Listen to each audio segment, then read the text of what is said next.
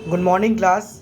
आज हम लोग इम्प्रूवमेंट इन फूड रिसर्चेस के 5th पार्ट में इरिगेशन से पढ़ेंगे।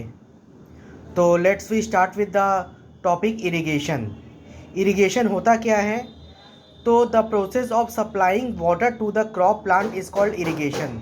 जैसा कि आप नोट्स में देख सकते हो कि वो प्रोसेस जिससे हम प्लांट को वाटर सप्लाई करते हैं, क्रॉप को वाटर सप्लाई करते हैं, इसको इरिगेशन बोलते हैं। और इरिगेशन जो होता है, वाटर सप्लाई करना प्लांट को बहुत ज़रूरी होता है, क्रॉप को बहुत ज़रूरी होता है, तभी हमारी क्रॉप इल्ड कर पाती है, ग्रो कर पाती है और प्रोडक्शन दे पाती है।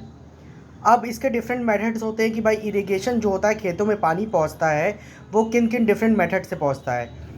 आप देख सकते हो जो ओल्ड टेक्नोलॉजी है, पहले वेल से भी पहुंचता था। ठीक है, वेल्स के भी अलग अलग टाइप होते हैं, जैसे डग वेल, ट्यूब वेल हो गया। डग वेल क्या होता है? तो in dug well water is collected by bullock operated devices और बाई पम्प्स। डग वेल में क्या होता है, एक बड़ा सा गड्ढा किया जाता है, उसमें से बलक होता है, वो गोल गोल घूमता है, चाहे कोई पंप है, पंप से वो हम डग वेल से वाटर को सप्लाई को गेट करते हैं, वो डग वेल कहलाता है। ट्यूब वेल क्या होता है? वेरी डीप अंडरग्राउंड वाटर जो अवेलेबल होता है, वो इरिगेशन के लिए वो मोटर पंप का यूज़ करके उसको लिफ्ट कराते हैं, उसको ट्यूबवेल बोलते हैं, यानी बोरिंग वगैरह का जो सिस्टम होता है। अब इसके बाद होता है कैनाल से भी आता है। कैनाल से देख सकते हो आप कि जो लार्ज जो रिवर जो कनेक्टेड होती है नियर बाई जो field area, near by crop area, near by agriculture land, तो वो कैनाल सिस्टम के थ्रू कनेक्टेड रहती है, वो लार्ज रिवर से आती है। रिवर लिफ्ट सिस्टम, जैसे कि डायरेक्टली रिवर से आप गेट करते हो पंप वगैरह से, अगर आपके खेतों के बगल में कोई रिवर है तो आप डायरेक्ट वहाँ से पंप से गेट करते हो, उसको रिवर लिफ्ट सिस्टम बोलते हैं। ये भी इरिगेशन के लिए यूज़ होता है।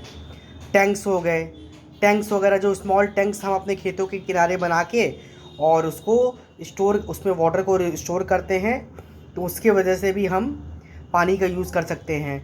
और एक और जो लेटेस्ट सिस्टम है, रेन वाटर हार्वेस्टिंग सिस्टम है। रेन वाटर हार्वेस्टिंग सिस्टम वो सिस्टम होता है जिसमें हम रेन वाटर को कलेक्ट करते हैं फ्यूचर यूज़ के लिए, और ये जो हमारा तो है सॉइल इरोजन को भी बचाता है, सॉइल इरोजन भी होने नहीं देता है। तो रेन वाटर हार्वेस्टिंग सिस्टम वहाँ के लिए बेनिफिशियल है जहाँ पे पानी की बहुत स्कैर्सिटी है, पानी की, वाटर की बहुत स्कैर्सिटी है। अब इसके बाद हम बात करते हैं क्रॉपिंग पैटर्न की, क्रॉप पैटर्न्स की। क्रॉपिंग पैटर्न जो होते हैं डिफरेंट डिफरेंट टाइप के होते हैं। जैसे different patterns are use to maximize the production from crop field. They are, cropping pattern जो होते हैं 3 तरह के बेसिकली होते हैं, मिक्स्ड क्रॉपिंग, इंटर क्रॉपिंग और क्रॉप रोटेशन। तो सबसे पहले मिक्स्ड क्रॉपिंग क्या होता है वो हम पढ़ेंगे।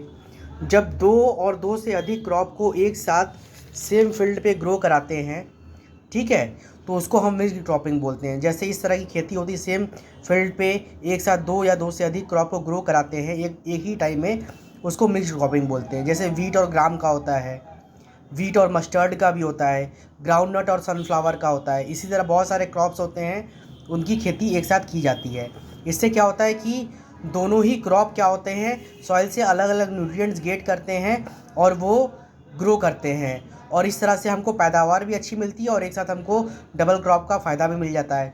और पूरी तरह से कभी फेलियर के केस में होता है, कभी अगर क्रॉप फेल हो जाती है तो फेलियर के केस में कभी भी दोनों क्रॉप एक साथ फेल नहीं हो सकती है। ठीक है, एक क्रॉप फेल हो जाएगी, दूसरे क्रॉप हमको रह जाएगा। इसलिए इससे होता है कि पैदावार जो होती है वो कभी पूरी तरह से ख़राब नहीं हो सकती है। इसके बाद करते हैं लेटेस्ट टेक्नोलॉजी इंटरक्रॉपिंग की। इंटरक्रॉपिंग में क्या होता है कि 2 और मोर क्रॉप्स को सेम फील्ड पे ग्रोन कराया जाता है, लेकिन एक डिफरेंट पैटर्न में, या तो रो के फॉर्म में या तो कॉलम के फॉर्म में। जैसे सोयाबीन है प्लस मेज़ है, फिंगर नलेट है जिसको बाजरा बोलते हैं, और लोबिया जिसको काउपी बोलते हैं।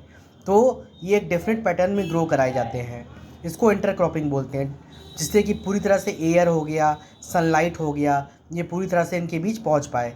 ठीक है, और ये जहाँ पे जोग्राफिकल लैंड कम होता है, जहाँ पे हमारा एग्रीकल्चर लैंड कम है, वहाँ पे इंटरक्रॉपिंग का ज़्यादा यूज़ किया जाता है कि हमारा प्रोडक्शन ज़्यादा हो पाए। इसके बाद बात आता है कि भाई हम हर साल एक ही तरह की खेती नहीं कर सकते हैं, इसीलिए बदल बदल की खेती भी करने की ज़रूरत होती है, जिसको कि हम क्रॉप रोटेशन बोलते हैं।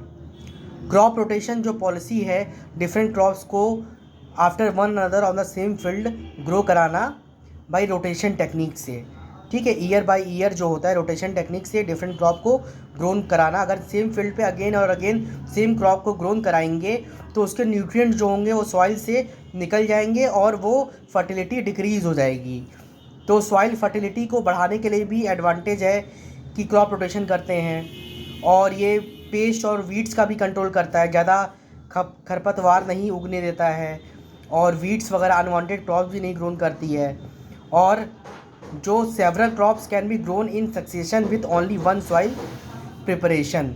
और सेवरल क्रॉप्स क्या हो सकता है कि एक बाई एक डिफरेंट ईयर में ग्रोन कर सकता है। ठीक है, अलग अलग जो क्रॉप्स होता है डिफरेंट ईयर में ग्रोन कर सकता है और जिसके लिए अधिक आपको प्रिपरेशन करने की भी ज़रूरत नहीं होती है। तो ये क्रॉप रोटेशन हो गया।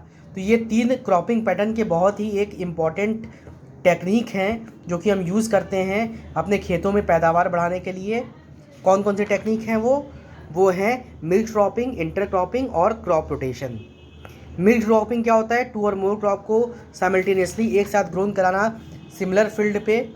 ठीक है, उसको मिल्क क्रॉपिंग बोलते हैं। इंटर क्रॉपिंग जहाँ पे जोग्राफिकल लैंड कम हो वहाँ पे इंटर क्रॉपिंग करते हैं एक फिक्स्ड रो के फॉर्म में। और crop rotation year by year जो होता है हम सेम क्रॉप्स को ग्रोन नहीं कराते हैं क्योंकि उससे सॉइल की फर्टिलिटी डिक्रीज़ करती है और क्रॉप ऑप्टिमम यील्ड पे ग्रो नहीं कर सकता है।